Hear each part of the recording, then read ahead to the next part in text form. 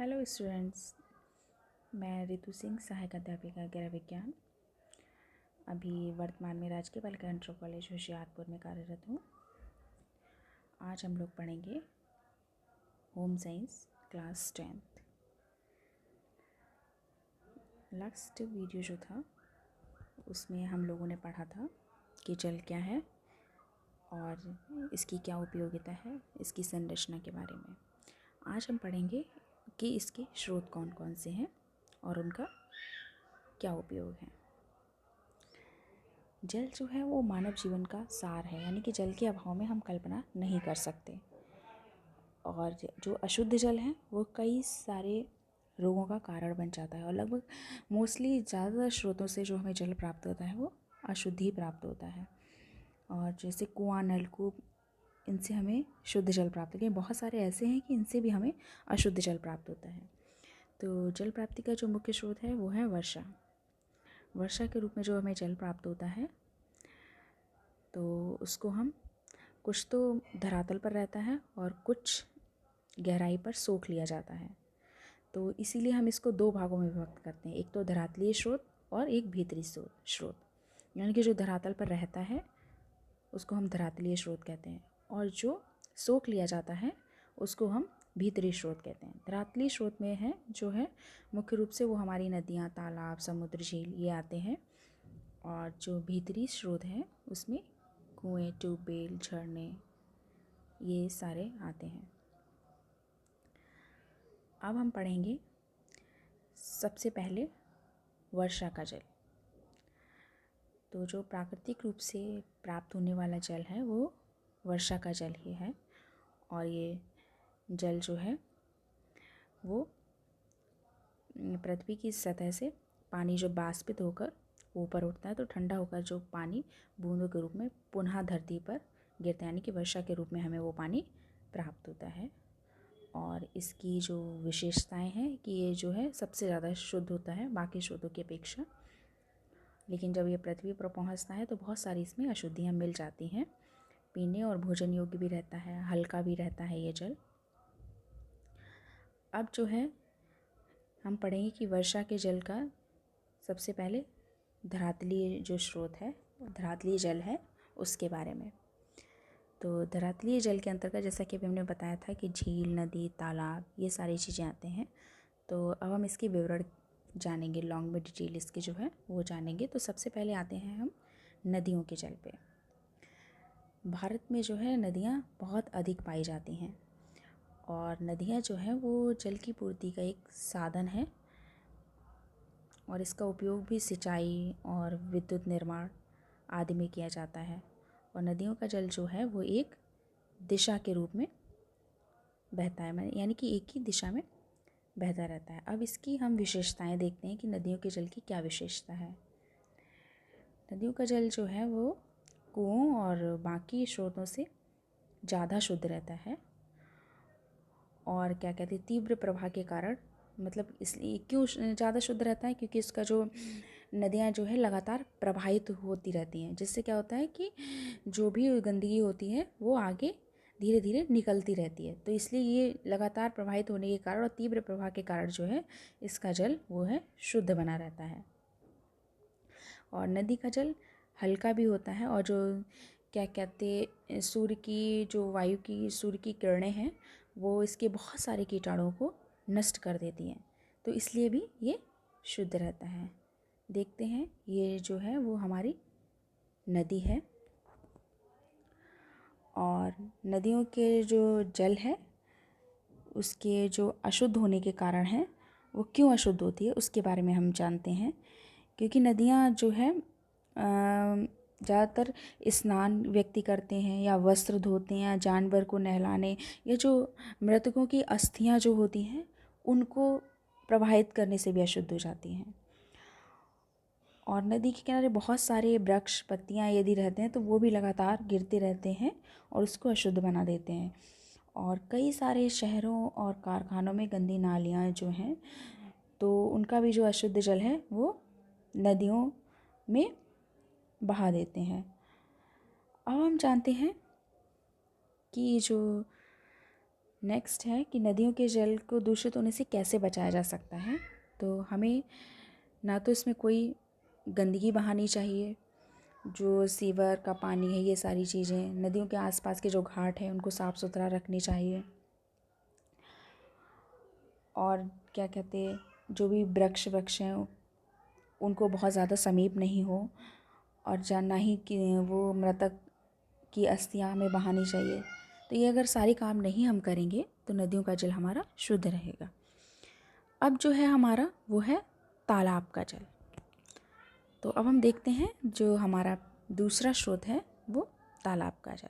तो जो गाँव में जल प्राप्ति का स्रोत है वो मुख्य तालाब ही है। तो जो तालाब है वो भी दो प्रकार के रहते हैं, एक तो कच्चे और एक पक्के।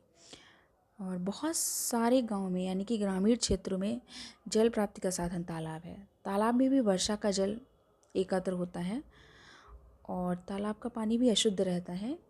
और ये अशुद्ध क्यों रहता है इसके बारे में हम चर्चा करेंगे।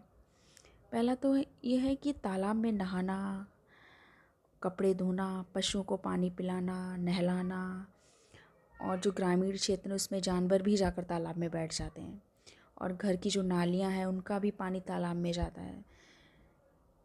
तो अधिकांशतः जो है वो अशुद्ध पानी इन सारी क्रियाओं के कारण ही होता है। अब हम जानेंगे कि हमें ऐसा क्या करना चाहिए जिससे तालाब का पानी अशुद्ध ना हो। सबसे पहले तो तालाब के जो किनारे हैं वो ऊंचे हों, जिससे जो गंदा पानी है आसपास का वो उसमें नहीं जाए। दूसरा, जो तालाब के आसपास कोई गड्ढा नहीं होना चाहिए। तीसरा है कि हमें तालाब के जो चारों तरफ जो है वो कांटेदार वृक्ष लगवा देनी चाहिए, जिससे कि कोई पशु उसके जल को दूषित ना कर पाए। और तालाब जो है अधिकांशतः गहरे बनवाने की कोशिश करनी चाहिए, जिससे क्या होगा, जो गंदगी है वो नीचे बैठ जाएगी। और यदि तालाब हमारे पक्के होंगे तो और भी अच्छा रहेगा। अब जो हमारा है झीलें, अब हम जानते हैं झीलों के बारे में कि झील क्या है। यहाँ जो है प्राकृतिक रूप से बहुत अधिक मात्रा में पानी एकत्र रहता है, इसलिए इसको हम जल का भंडार भी कहते हैं।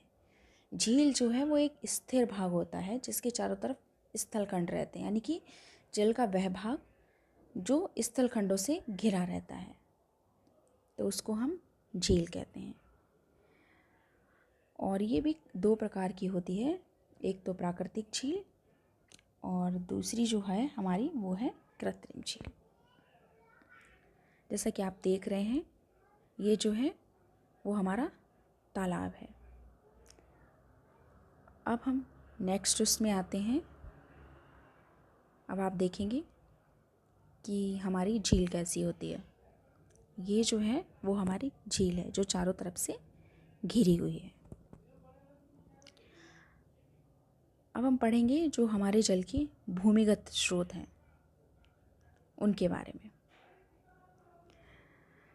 तो जिसको जो भीतरी स्रोत हैं हमारे जल के, उसको हम भूमिगत स्रोत कहते हैं। तो भूमिगत स्रोत जो है वो भी किसके जल से बनते हैं, वो ही वर्षा का जो जल होता है उससे ही बनते हैं। इसके भी मुख्य साधन अभी हमने आगे भी आपको बताया था कि कुआं है, नलकूप है, स्रोत है, जिसके बारे में अब हम डिटेल में जानेंगे। तो सबसे पहले हम आते हैं कुएं के बारे में। जो ग्रामीण क्षेत्र है उसमें जो पानी का स्रोत है वो कुआं है। कई कुएं जो है कई बार खोद कर उनसे जल निकाला जाता है। और भारत जैसे ग्राम प्रधान देश में, यानी कि जहाँ पर ग्रामीण जनसंख्या अधिकांशता निवास करती है, तो वहाँ जो मुख्य साधन वो कुएं हैं। ये भी भूमि में खोदा गया एक प्रकार का गड्ढा ही होता है जो धरातल को खोद कर बनाया जाता है। और ये जो है वो 3 प्रकार के होते हैं, एक तो उथला कुआं, दूसरा जो है हमारा वो गहरा कुआं, और तीसरा जो है हमारा पाताल तोड़ कुआं। अब हम इसके बारे में जानेंगे उथला कुआं क्या होता है। उथला कुआं जो है इसका जल जो है बहुत सरलता से प्राप्त कर लेते हैं, क्योंकि ये लगभग 9 मीटर की गहराई तक खोदे जाते हैं। दूसरा है हमारा गहरे कुएं। इनकी जो गहराई होती है वो 32 मीटर या इससे थोड़ी सी ज़्यादा हो सकती है। और ये जो है जल भूमि की कई सारी परतों को पार करता हुआ नीचे चला जाता है, लेकिन इसका जल जो है वो अधिक शुद्ध होता है। तीसरा है हमारा पाताल तोड़ कुआं। इन कुओं से जो है जल पृथ्वी के दबाव के कारण स्वतः यानी कि अपने आप ही बाहर आ जाता है। यदि गहराई में है तो चट्टानों को तोड़कर निकाला जाता है। फ्रांस का जो ऑर्टेप स्थान है वहाँ पर जो है इन कुओं का बहुत पहले से प्रयोग हो रहा है, लेकिन इसका जल का जो स्वाद है और जो शुद्धता है वो गहरे कुएं जैसी ही होती है। अब हम देखेंगे कि जो इसका जल है वो अशुद्ध कैसे होता है, क्यों होता है। बहुत सारे कुएं कच्चे रहते हैं जिससे क्या होता है किनारों की मिट्टी जो है वो कट कट के उसमें गिरती रहती है, इससे भी जल अशुद्ध होता है। या पानी निकालने के लिए कई बार लोग गंदा बर्तन डाल देते हैं जिससे भी जल अशुद्ध होता है। दूसरा, अगर कुएं के किनारे पर अगर कोई पेड़ है तो जो भी पत्ते और ये सब उसमें गिरते रहते हैं, या कोई भी पक्षी बैठकर उसमें गंदगी कर देता है, तो इस कारण भी जो है जल जो है अशुद्ध रहता है। अब हमें ऐसा क्या करना चाहिए जिससे कुएं का जल दूषित ना हो और हमारा जो कुआं है वो एक आदर्श कुएं में आ जाए। तो सबसे पहले तो कुएं के जो किनारे हैं वो ऊंचे होने चाहिए और कुआं हमारा पक्का होना चाहिए, आसपास उसके पेड़ पौधे नहीं होने चाहिए, और कोशिश होनी चाहिए ऐसा कुछ करना चाहिए जिससे हम कुएं का मुंह ढक कर रखें। और दूसरा जो है हमारा कि कभी भी हमें गंदा बर्तन उसमें नहीं डालना चाहिए। अब जो है हमारा नेक्स्ट वो है भूमिगत जो स्रोत है वो है नलकूप। अब हम इसके बारे में जानेंगे कि जो नलकूप है वो क्या है। ये भी जो है जल प्राप्ति का बहुत अच्छा साधन है, यानी कि सर्वोत्तम साधन है ये जल प्राप्ति का। और ये जो कुओं की गहराई मतलब इनकी बहुत अधिक नहीं होती।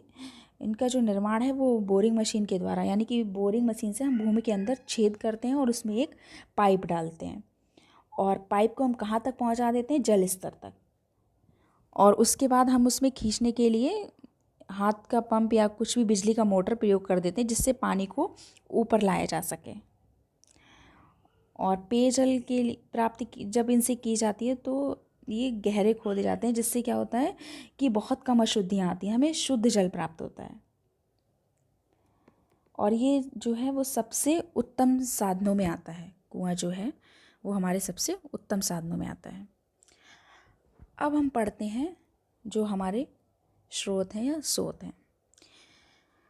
ये भी जो है वर्षा का जल जब पृथ्वी द्वारा सोख लिया जाता है तो जो वो ऐसी चट्टानों में पहुंच जाता है, कई सारे मतलब निचले स्तरों तक पहुंच जाता है और वहीं इकट्ठा हो जाता है। और फिर क्या होता है कि जब इस जल पर दबाव पड़ता है तो दबाव के कारण ये भूमि की सतह पर प्रवाहित होने लगता है, तब इसे हम स्रोत कहते हैं, यानी कि ये स्रोतों को जन्म देता है। ये भी कई प्रकार के होते हैं, जैसे कि धरातलीय स्रोत है, मध्यवर्ती है, गंधक या लवड़ी स्रोत है और उष्ण स्रोत है। ये है हमारा कुआं जो कि पक्का कुआं है।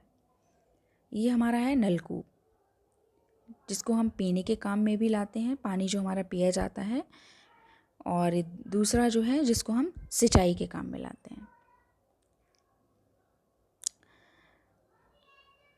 ये है हमारा जो स्रोत जलप्रपात। तो ये जो है 4 प्रकार के होते हैं, इनके बारे में भी हम जानेंगे कि धरातलीय क्या है। तो जब ये धरातल की केवल ऊपरी परत को फोड़कर बाहर निकलता है तो उसको हम धरातलीय कहते हैं। मध्यवर्ती क्या है, यानी कि जब मिडिल उसमें रहता है, निचली परत में, मीडियम परत में रहता है, तब ये स्रोत का रूप ले लेता है, तो इसको हम मध्यवर्ती कहते हैं। अब तीसरा हमारा आता है गंधक या लवड़ी। इसमें क्या रहता है, इसमें लवण की मात्रा बहुत अधिक रहती है, तो इसको हम लवड़ी कहते हैं। ये जल जो है वो इसके नहाने से जो हमारा जो भी स्किन रिलेटेड प्रॉब्लम है वो काफ़ी हद तक ठीक हो जाते हैं, जो चर्म रोग हैं वो ठीक हो जाते हैं। अब आता है कि उष्ण स्रोत। ये जो स्रोत हैं वो उन स्थानों पर निकलते हैं जहाँ ज्वालामुखी पर्वतीय क्षेत्र होते हैं। तो ये जो हमारा चैप्टर है वो हमारा कंप्लीट हो गया है। अब नेक्स्ट जो है वो हम नेक्स्ट वीडियो में पढ़ेंगे। Thank you.